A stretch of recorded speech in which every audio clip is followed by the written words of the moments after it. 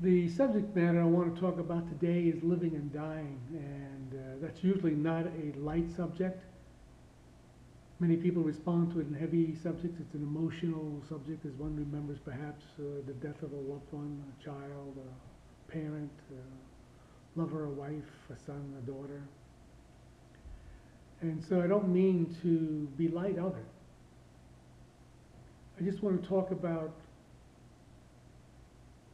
an apparent realization I've had that living and dying happens simultaneously in the moment, in me, in you.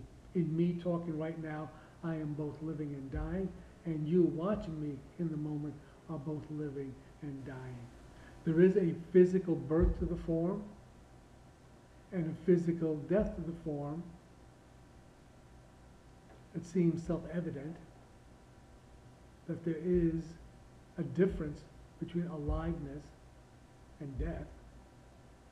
But putting those place markers aside for the moment and just looking at the activity in between those two demarcation points, and there is no difference in my mind, in my seeing, which is not necessarily visually seeing, but insightful seeing.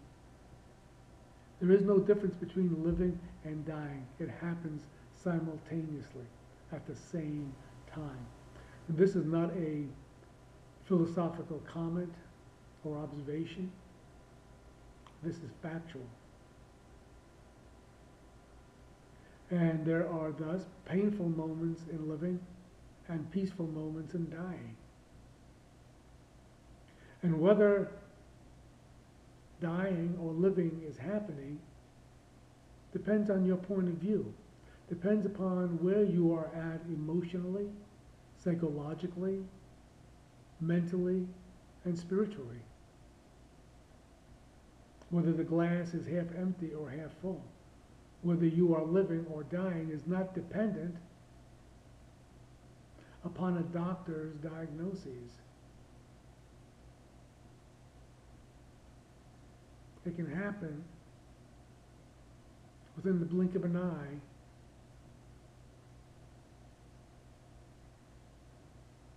One moment you're alive and the next moment you're dead, in form.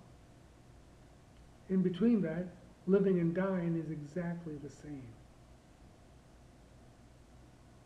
The only difference, or the primary difference, is the story I tell myself about this living and dying. Is the story you tell yourself about your living and dying. Every time we get up out of bed and walk outside, we can trip down the stairs and kill ourselves, be hit by a car or a bus, have a heart attack. Something can happen. It's not to get into that whole thing. It's simply for me to live with that understanding that living and dying happen simultaneously in me. Whether that makes any difference in the way I see the world, how I act in the world, is yet to be seen. It's the living in the moment. The aliveness of aliveness.